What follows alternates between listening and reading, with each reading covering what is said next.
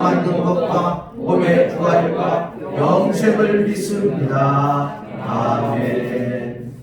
다 같이 앉아서 찬송가 91장 찬양합니다.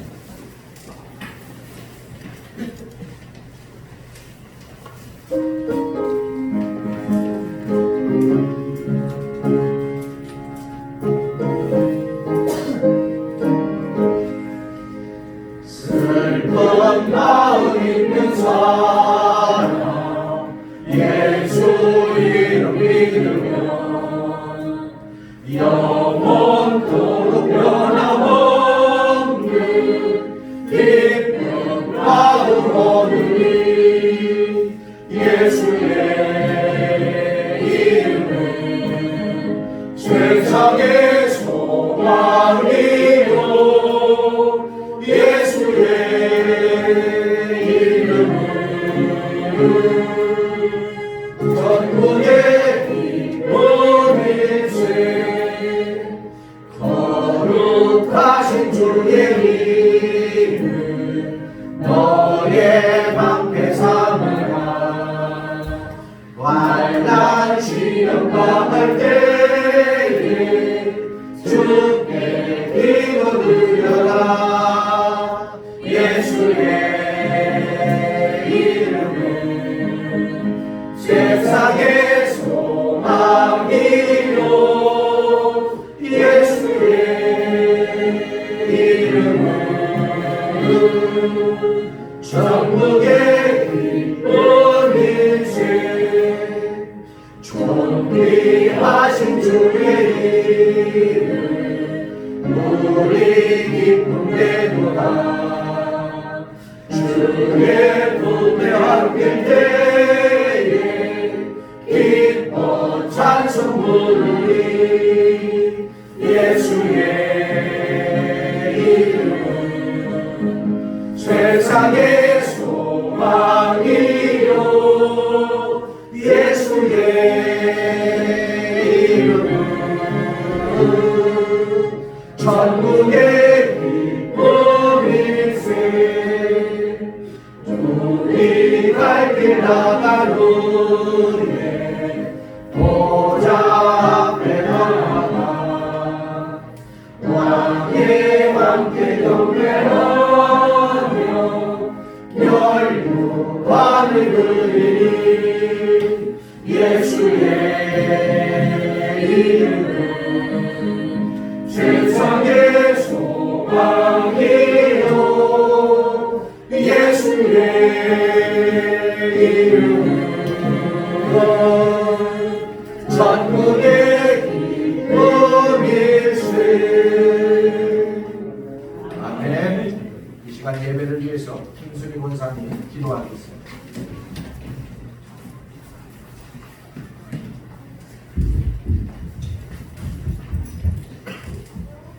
기도드리겠습니다.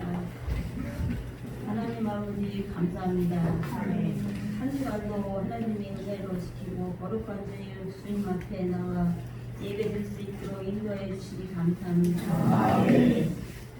이 예배가 진동으로 드리는 하나님께 영광 드러나는 예배가 되게 하소서. 요즘 수고나 장마 너무나 힘든 시기를 겪고 있습니다.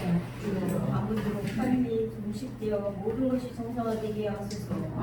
힘을수록 힘주고 능력 주셔서 살 수 있는 주를 인도하소서. 모든 교회가 각 구성하자 회복되게 하소서. 어려울수록 깨어 기도하게 하시고 가정에 하시는 모든 일을 위해 지혜와 능력을 주시고 건강도 허락하소서. 오늘의 말씀으로 서신 목사님 축복하시고 성령 충만하게 하소서. 오늘의 말씀이 우리 삶의 양식이 되고 언제나 소금과 빛이 되는 하나님의 자녀로 거듭나게 하소서. 예수님의 이름으로 기도드렸습니다.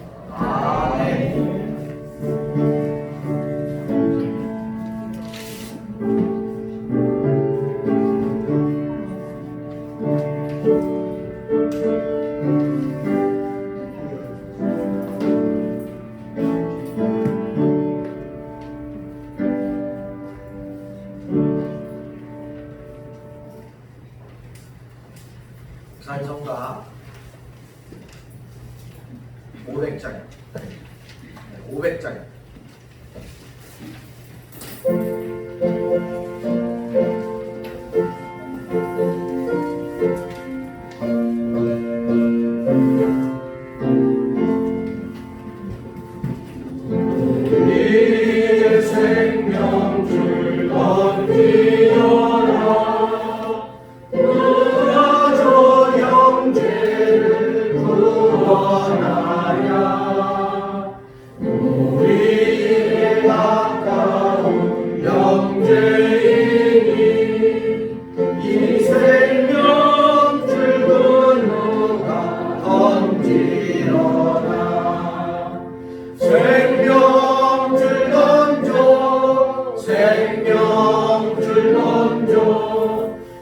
물속에 빠져간다. 생명줄 던져 생명줄 던져 지금껏 건지어라. 너 빨리 생명줄 던지어라. 경계여 너 지체 하나 모아라 조용히 빠져간다. 이 구름 손 타고서 소비하라. 생명줄 던져 생명줄 던져 물속에 빠져간다. 생명줄 던져 생명줄 던져 지금껏 던지어라. 어서 생명줄 던지어라. 저 형제 지쳐서 허덕인다. 시험과 근심에 거센 풍파 저 형제를 힘쓰러 몰아간다. 생명줄 던져 생명줄 던져 물속에 빠져간다.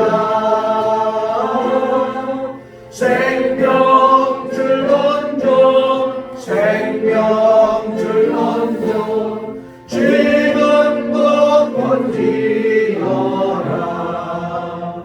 위험한 풍파가 못 지나고 건너편 언덕에 이르리니 형제여 너 지체 하나 곧 생명줄 던져서 구원하라. 생명줄 던져 생명줄 던져 물속에 빠져간다. 생명줄 던져 생명줄 던져 지금껏 건지어라. 아멘. 할렐루야. 아멘. 이 시간 우리에게 주시는 하나님의 말씀은 마가복음 31장, 마가복음 3장 31절에서 35절입니다. 마가복음 3장 31절에서 35절, 신약성서 57쪽입니다. 제가 공독해 드리겠습니다. 그때에 예수의 어머니와 동생들이 와서 밖에 서서 사람을 보내어 예수를 부르니 우리가 예수를 불러 앉았다가 여짜오되 보소서 당신의 어머니와 동생들과 너희들이 밖에서 찾나이다. 대답하시되 누가 내 어머니이며 동생들이냐 하시고 둘러 앉은 자들을 보시며 이르시되 내 어머니와 내 동생들을 보라. 또는 형제들 누구든지 하나님의 뜻대로 행하는 자가 내 형제요 자매요 어머니니라. 아멘. 기도합니다. 사랑의 하나님 아버지 감사합니다. 거룩한 주일을 맞이하여서 우리 하나님 앞에 거룩한 예배자로 설 수 있도록 은혜 베풀어 주심을 감사합니다. 예배를 드리고 싶어도 드리지 못하는 성도들이 있습니다. 하나님, 저들에게도 은혜를 베풀어 주시고 이 시간 성령께서 우리의 심령 가운데 임재하여 주시옵소서. 하나님이 말씀하시는 말씀을 들을 수 있는 이 시간 되어지게 하여 주옵소서. 감사하고 우리 주 예수님의 이름으로 기도하옵나이다. 아멘. 할렐루야. 우리 하나님의 크신 사랑과 은혜가 우리 모두에게 넘치기를 축원합니다. 비가 참 많이 오고 있어요. 장마가 예년에 비해서 상당히 길어지고 있습니다. 다음 주, 이번 주까지 계속해서 비가 내린다라고 하는데 또 화요일부터 목요일까지 많은 비가 중부 지역에 내립니다. 지금 뭐 충주, 여주, 음성 이쪽은 뭐 하천이 범람돼 이게 있고 뭐 저수지가 무너지고 또 충주 쪽에서 여주 쪽에서인가요? 소망관이 또 길에 이 하천이 범람 막 하면서 그 뚝 무너지는데 이렇게 섰다가 뚝이 무너지면서 쓸려내려서 실종이 되고 그런 상황이 있습니다. 어쨌든 여기도 보니까 지난주에 비가 참 많이 왔어요. 밤새도 천둥번개를 치면서 많이 와서 한 걱정을 했습니다. 비 피해 없으시죠? 네. 하나님께서 우리 모두를 지켜주실 줄 믿습니다. 어쨌든 비가 많이 올 때는 다른 데 가지 마시고 집안에 흔히 방콕하고 계십시오. 그러니까 다른 데 가지 마시고 큰일 납니다. 요즘 코로나로 인해서 또 사회가 많이 어수선한데 휴가철이 겹쳐가지고 코로나는 저기에 어디 갈 수는 없으니까 텐트 짊어지고 이 휴가를 가가지고 거기에서 휴가 그 캠핑장에서 50% 이상이 지금 감염이 돼가지고 거기 가서 놀러 가서도 좀 마스크를 잘 써야 되는데 마스크만 써도 70~80%가 이게 감염이 안 된다는 거예요. 그런데 이 마스크를 벗고 그 속에서 다 그냥 그 캠핑 장소에서 그냥 같이 그냥 식사하고 오가면서 그냥 거기 뭐 모르는 사람들끼리 뭐 대화 나눴겠어요.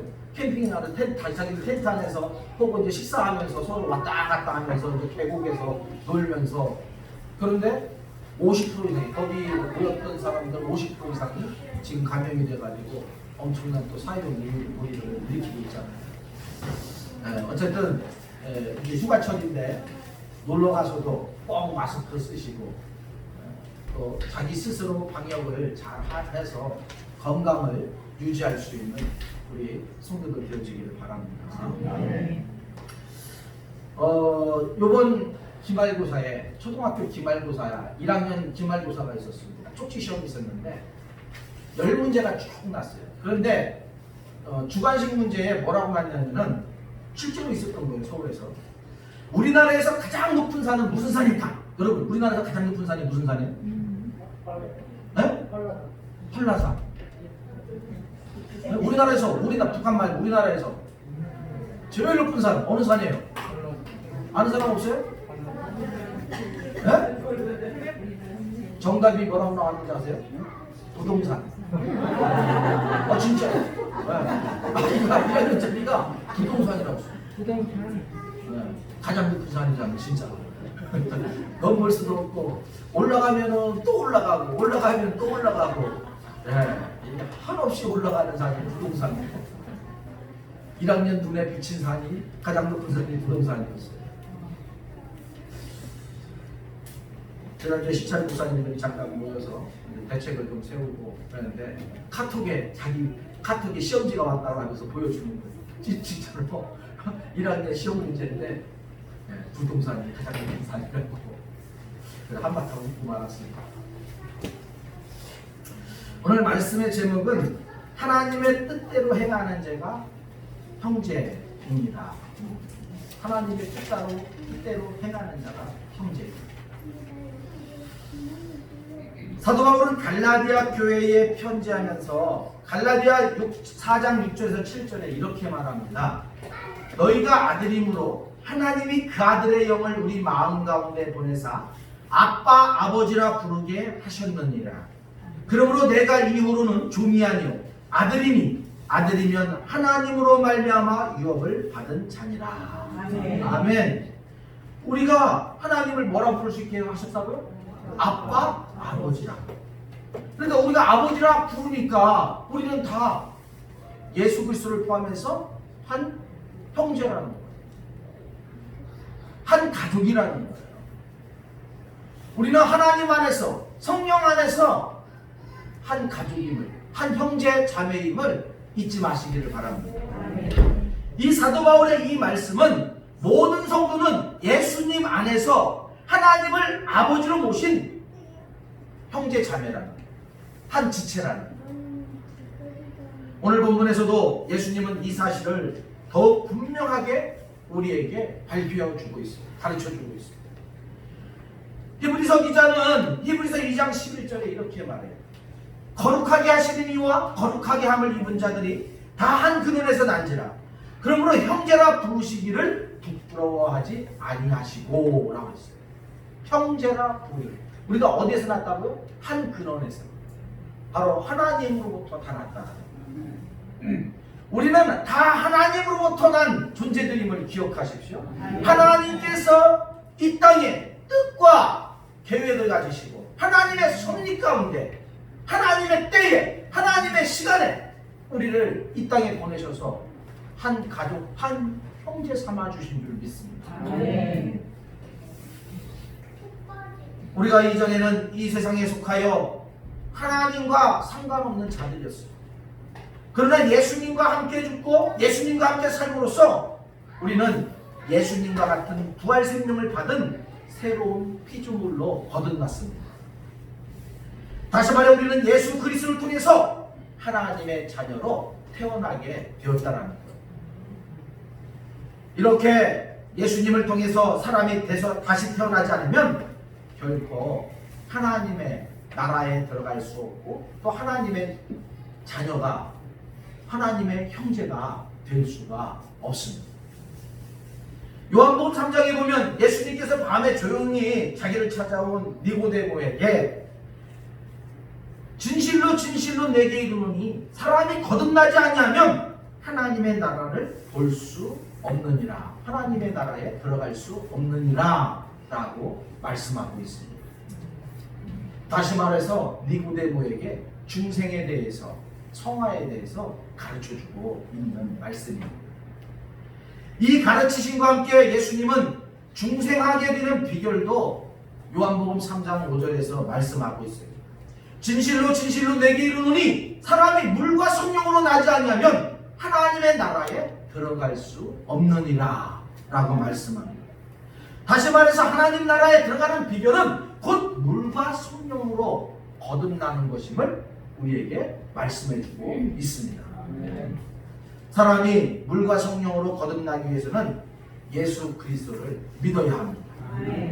그래서 예수님은 니고데모에게 성령으로 나는 것에 대해 설명하신 후에 예수님을 믿는 자에게 영생이 주어지게 됨을 다시 요한복음 3장 15절에서 말씀하고 있습니다. 이는 그를 믿는 자마다 영생을 얻게 하려 하심이니라. 예수 그리스도를 믿는 자에게 영생이 주어지게 됨을 말씀해주고 있습니다. 이 모든 가르치심을 종합해보면 사람은 십자가에 죽으신 예수 그리스도를 믿음으로써 그와 함께 죽고 성령을 통해 새 생명을 받아서 그리스도의 참 가족으로, 형제로, 자매로 다시 태어나게 되는 것임을 말씀해주고 있는 것입니다. 여러분, 우리가 그리스도의 형제이기 때문에 예수님과 함께 하나님의 나라를 유업으로 받을 수 있으며 하나님을 아빠, 아버지로 부를 수 있는 것입니다. 그러면 어떤 사람이 그리스도의 우리 주님의 참 형제인지 오늘 말씀을 통해서 우리가 함께 은혜를 나누고자 합니다. 첫째로 예수님의 참 형제는 34절 말씀을 통해서 볼 때 예수님을 따르는 자들이 참 형제라는 34절 말씀 같이 읽어볼까요? 둘러 앉은 자들을 보시며 이르시되 내 어머니와 내 동생들을 보라. 또는 형제들이라고 이렇게 이야기하고 있죠. 예수님은 누가 자기의 형제인지를 사람들에게 가르치시기 위해서 자기를 둘러앉은 자들을 둘러보시면서 그들을 가리켜서 자기 형제들이라고 말씀하고 있습니다. 예수님이 말씀하실 때 예수님을 둘러앉아 있던 자들은 제자들을 비롯해서 예수님을 열심히 추종했던 추종자들이었습니다. 따라다녔던 자들이었습니다. 그들은 단순한 호기심으로 예수님을 따라다니는 것이 아니라 예수님이 전하시는 말씀을 듣고 또한 그가 행하시는 표적과 기사를 보기 위해서 예수님을 열심히 쫓아다녔습니다. 아니, 따라다녔습니다. 누가의 기록에 보면 예수님을 따르는 무리가 너무 많아 그의 모친과 형제들이 다른 사람을 통해서 자기들의 존재를 예수님께 알렸다라고 그렇게 누가복음 8장에 기록하고 있습니다. 이처럼 많은 사람들 중에 예수님과 가장 가까이 있으면서도 예수님을 둘러싸고 앉아있는 자들은 예수님께서 말씀하시는 것과 행하시는 것을 하나도 빠짐없이 듣고 보려는 열심을 가진 사람들이었습니다. 이러한 자들은 단순히 예수님께서 말씀하시는 것과 행하시는 것을 듣고 보는 것으로 만족하는 자들이 아니라 예수님의 인격적인, 다시 말해서 예수님과 인격적인 교제, 예수님과 인격적인 이 교제를 나누기 원하는 자들이었습니다. 수많은 사람들이 예수님을 따라다녔지만 예수님과 직접 인격적인 교제를 나눌 수 있는 자는 예수님과 가장 가까이 있는 자들 뿐이었습니다. 이들 중 거의 대부분이 예수님의 유언을 따라 예루살렘을 떠나지 아니하고 기도하다가 오순절 성령 체험을 하게 된 120명이 포함되어 있다고 해도 지나친 말이 아닐 것입니다. 예수님께서 하루에 5,000명 혹은 4,000명씩 먹이면서 그죠? 얼마나 많은 무리들이 예수님을 따라다녔는가를, 또 그의 말씀을 듣기 위해서 얼마나 많은 무리들이 예수님 앞에 나왔는가를 우리는 오병이어 기적과 칠병이어 기적을 통해서 알 수가 있습니다. 그의 말씀은 끝까지 듣는 자가,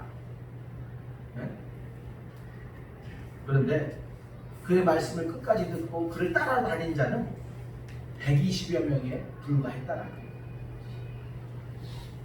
우리는 이 사실을 관과해서는 안 될 것입니다.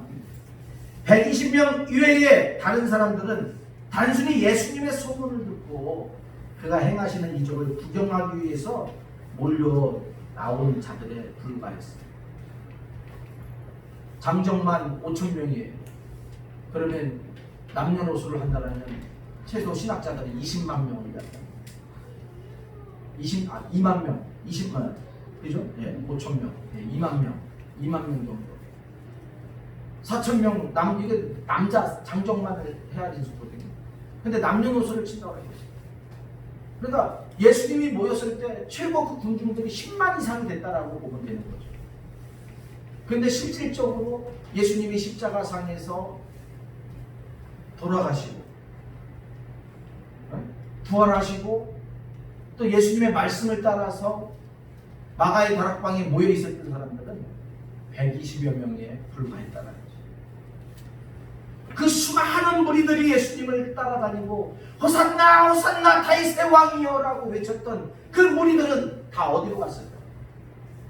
앞에서 이야기했듯이 그들은 예수님이 좋은 말씀 전하는 그냥 도덕 선생님, 윤리 선생님 이 정도로 생각을 했던 거예요.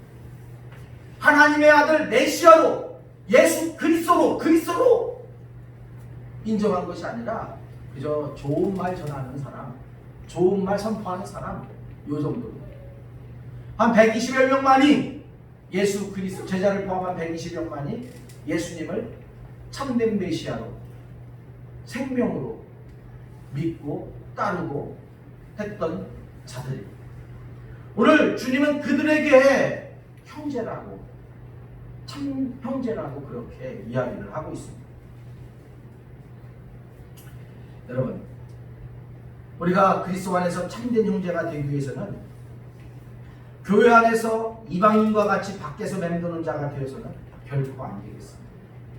예수님 당시 수많은 무리들이 예수님을 따라다녔지만은, 정말 엄청난 무리들이 예수님을 둘러쌌지만은, 그러나 마지막까지 남았던 120인도와 그 제자들, 그들에게 주님은 참 형제라고 말하고 있습니다. 이 시대도 수많은 그리스도인들이 있습니다. 우리는 이 시대 속에서도 하나님 앞에 구경꾼이 되어서는 안 돼요. 오늘 목사님이 무슨 말씀 전할까? 아, 오늘 말씀 좋았다. 이것으로 끝나서는 안 된다는 거예요. 하나님의 말씀이 우리 귀에 들려졌을 때, 하나님의 말씀이 내 심령에 들려졌을 때, 우리는 그 말씀을 따라가야 된다는 거예요. 그 말씀에 순종해야 된다는 거예요. 그리고 주님 안에서 예수님과 더불어 인격적인 교제를 나누며 동시에 형제 자매들과도 인격적 교제를 나누는 자가 그리스도의 참된 형제가 될 수 있음을 우리에게 말씀해 주고 있습니다. 이 120명을 중심으로 이제 복음이 전해지기 시작합니다. 이 120명을 중심으로 제자들과 함께 더불어 이 땅에 하나님의 나라가 선포되어지기 시작합니다. 이들은 그 초대교회 성도들의 모습을 보면 함께 기도하고 함께 예배드리고 함께 찬송하고 함께 음식을 나누며 모든 것을 나누는 것을 볼 수가 있습니다. 모든 것이 함께 적극적으로 동참해서 하나님의 교회들을 세워가는 걸 볼 수가 있어요. 하나님의 나라를 이 땅에 만들어가는 것을 볼 수가 있어요. 여러분, 우리가 주님의 참된 형제가 되기를 원한다면 이 반석교회를 통해서 우리 모두가 적극적으로 하나님 앞에 나아갈 수 있는 성도들 되어지기를 축원합니다. 뒤에서 맴돌지 않기를 바랍니다. 뒤에서 서성이지 않기를 바랍니다. 구경꾼이 되지 않기를 바랍니다. 적극적으로 중심 안으로 들어와서 우리 하나님의 나라를 위하여 열심히 힘차게 손잡고 나아갈 수 있는 저와 여러분들 되시기를 축원합니다. 두 번째로 예수님의 참형제는 하나님의 뜻대로 행하는 자입니다. 하나님의 뜻대로 행하는 자가 참형제입니다. 예수님께서 천국 백성의 자격에 대해서 가르치시면서 마태복음 7장 21절에 이렇게 말씀합니다. 나더러 주여 주여 하는 자마다 다 천국에 들어갈 것이 아니요 다만 하늘에 계신 내 아버지의 뜻대로 행하는 자라야 들어가리라 라고 말씀하고 있습니다. 하나님의 뜻대로 행하는 자만이 천국에 들어갈 수 있다는, 하나님의 나라에 들어갈 수 있다는, 천국에 들어가는 자, 하나님의 나라에 들어가는 자가 다 형제 자매들이고 참 가족입니다. 그러면 여기서 하나님의 뜻이라고 이야기를 했는데 이 하나님의 뜻이 무엇일까요? 이에 대한 대답을 위해 우리는 정말 신학적인 탐구를 해야 할 것입니다.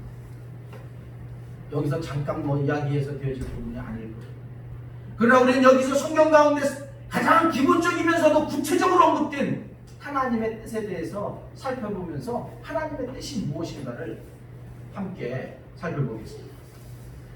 데살로니가 전서 4장 3절에 보니까 하나님의 뜻은 이것이니 너희의 거룩함이라. 너희의 거룩함이라. 하나님의 뜻은 우리가 거룩함을 유지하는 것이라는 거예요. 우리가 거룩해야 거룩함을 가지고 있는 것. 내가 거룩함 속에 있는 것. 그것이 하나님의 뜻이라는 거예요. 거룩이라는 말 자체는 구별된 상태를 말합니다. 성도는 예수 그리스도를 통해서 세상과 구별되었고 죄악과도 구별된 신분을 지니고 있습니다. 세상과 똑같이 살아가면 구별된 삶이 아니에요. 그죠? 세상과 똑같이 세상의 향락을 쫓아 세상 사람들이 하는 모든 하는 것들을 다 따라가면 구별된 사람이 아니에요. 그리스도인은 성경에서 말하는 삶을 따라 나아갈 때, 그죠? 하나님의 뜻을 이루고 또 구별된 삶을 살 수가 있습니다.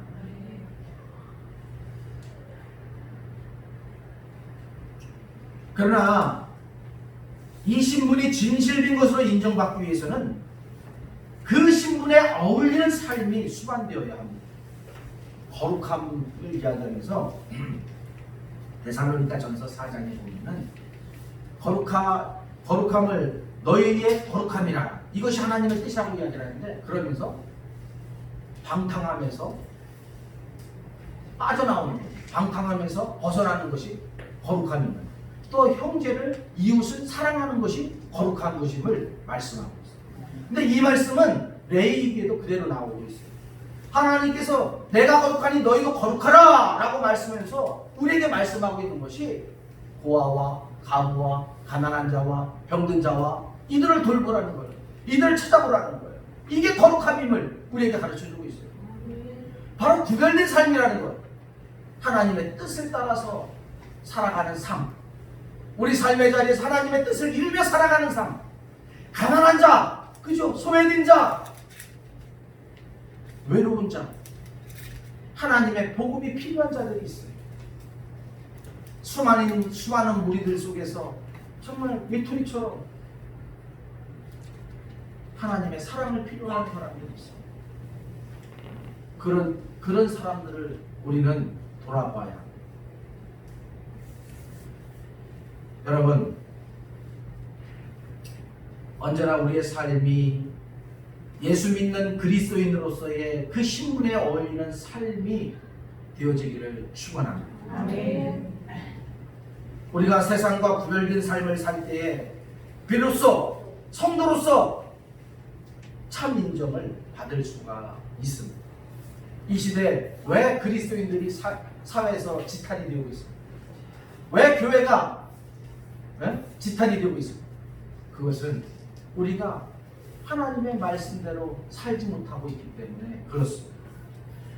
하나님의 은혜는 우리가 받는데 그 은혜를 따라서 우리 삶에 적용하지 못하기 때문에, 믿음을 따라 온전히 살지 못하기 때문에 사회의 지탄을 받고 있는 것입니다. 여러분, 야고보서 2장 22절에 믿음이 그의 행함과 함께 일하고 행함으로 믿음이 온전하게 되었느니라 라고 했어요. 믿음이 그의 행함과 함께 일하고 행함으로 믿음이 온전하게 되었다. 우리의 믿음이 온전한 믿음이 되어지기를 바랍니다. 그러기 위해서는 우리의 삶에 하나님의 뜻이 이루어져야 되겠습니다. 우리의 모든 삶의 자리에서 하나님의 뜻을 선포하고 하나님의 뜻을 이루며, 그래서 우리 주님 앞에서 온전한 믿음의 삶을 살아가는 저와 여러분들 되시기를 축원합니다. 두 번째로, 하나님의 뜻은 우리가 항상 기뻐하고 쉬지 말고 기도하며 범사에 감사하는 것이 하나님의 뜻이라고 데살로니가전서 5장 16절에서 18절에 분명하게 말씀하고 있습니다. 이것이 하나님의 뜻이라는 거예요. 항상 기뻐하라, 쉬지 말고 기도하라, 범사에 감사하라.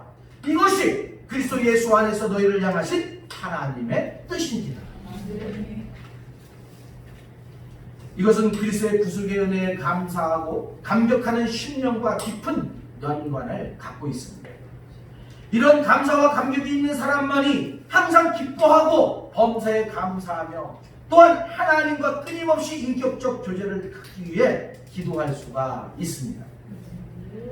예수님을 얻는 것이 이 세상의 어떤 것보다 귀중함을 깨닫고 있는 자만이 이러한 삶을 살 수가 있습니다. 삶의 제일 우선순위가 바로 예수 그리스도인 사람들이 이런 삶을 살 수가 있습니다.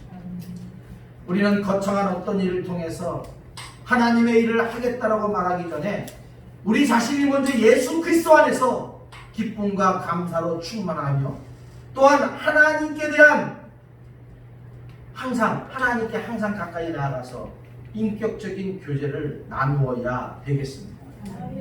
사랑하는 여러분, 이와 같은 하나님의 뜻은 우리가 예수를 믿지 않고는 결코 이루어질 수 없음을 기억하시기 바랍니다. 오직 예수 그리스도 안에서만이 이 모든 것이 이루어질 수가 있습니다. 우리는 예수님께 대한 믿음을 근거로 그를 따르며 하나님의 뜻을 행할 때 비로소 예수님의 증거를 받은 형제로 불리워질 수가 있습니다.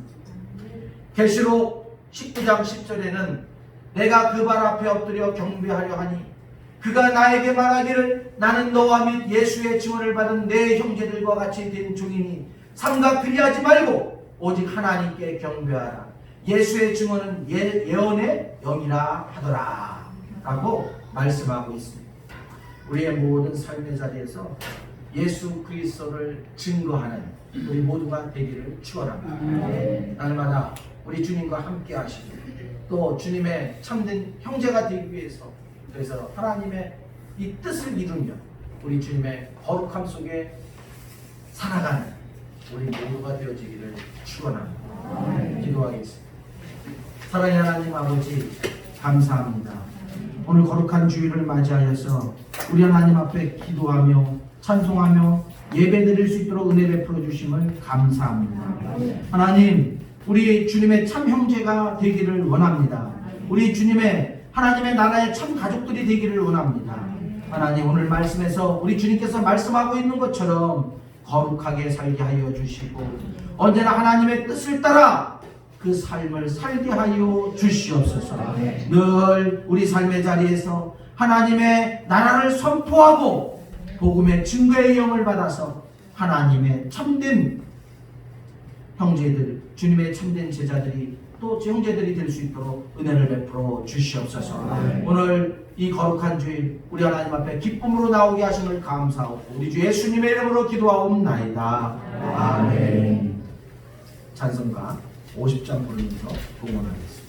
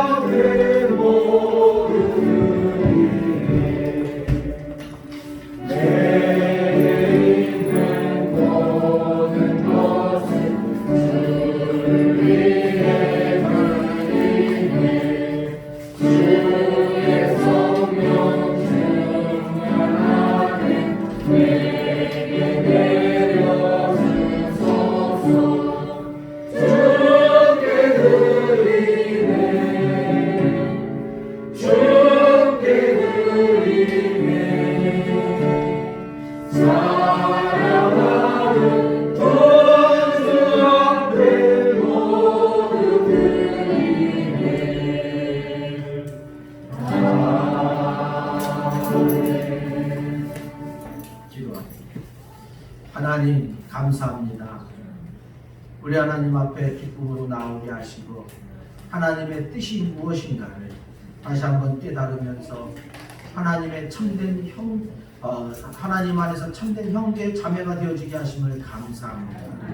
하나님 우리 주님 안에서 우리 모두가 하나님의 나라를 소유하게 하시고 날마다 하나님의 나라를 세상에 선포하며 살아갈 수 있는 거룩한 주의 종들 되게 하여 주옵소서. 이 시간 주님 앞에 나오며 귀한 예물을 들고 나왔습니다. 열의 하나를 구분하여 11조를 드립니다. 저들의 모든 생업에 복을 허락하여 주시옵소서. 하나님께서 모든 일터에 하나님께서 축복하여 주옵소서. 하나님 또한 귀한 감사의 예물을 드립니다. 뜻을 담아 기도의 소원을 올리고 감사의 조건이 있어 우리 하나님 앞에 예물을 드리오니 모든 감사와 기도에 응답하여 주시옵소서. 하나님의 놀라운 은혜를 누리게 하시고 간증의 주인공들이 되어지게 하여 주옵소서. 하나님 또한 주정헌금을 드리고 그리고 차량헌금을 드리고 건축헌금을 드리고 또 선교헌금을 드리고 생일감사헌금을 드립니다. 이 모든 예물을 흠양하여 주시고 하나님의 놀라운 은혜가 머물게 하여 주옵소서. 하나님 우리 사랑하는 모든 성도들 가정을 지켜주시고 하나님의 평강이 넘치게 하시며 경제적으로 어려움 겪지 않도록 우리 주께서 인도하여 주옵소서. 감사하고 우리 주 예수님의 이름으로 기도하옵나이다. 아멘. 교회 소식 전합니다. 주보를 참고하시고요. 코로나19 우리나라에서는 그렇게 많이 한 10명, 20명 미만으로 나오고 대부분 해외에서 들어온 사람들이 좀 더 많습니다. 오늘 뉴스에 보니까 해외에서 입국하는 사람들이 일부러 입국을 한대요. 외국인들이. 우리나라에서는 다 모든 게 무료니까 외국인들도 무료래요. 그러다 보니까 한국에 가면 돈 안 들어가고 살 수 있다는 거, 그래서 들어온다는 거예요. 외국인들이. 그래가지고 지금 보니까 정부에서 외국인들에게 대해서는 치료비를 한 400만 원인가, 이게 한 사람에 600만 원 정도 들어가는 거예요. 그래서 그 정도 받겠다고 지금 오늘 발표를 했습니다. 어쨌든 대한민국에 살고 있는 게 행복한 거예요. 지금 대한민국에 살고 있는 지금 일본도 난리입니다. 일본도 난리인데 어쨌든 나라와 정부와 또 대통령과 위정자들 그리고 또 방역 당국자들을 위해서 기도 많이 해주시기를 바랍니다. 이 코로나19를 다 대처하고 또 이겨낼 수 있게 해달라고, 우리나라에서 다 사라질 수 있게 해달라고 여러분 기도하시길 바랍니다. 그 다음에 9월 첫째 주부터 오후 찬양 예배 및 점심 식사를 하도록 하겠습니다. 9월 첫째 주부터 찬양 예배 드려집니다.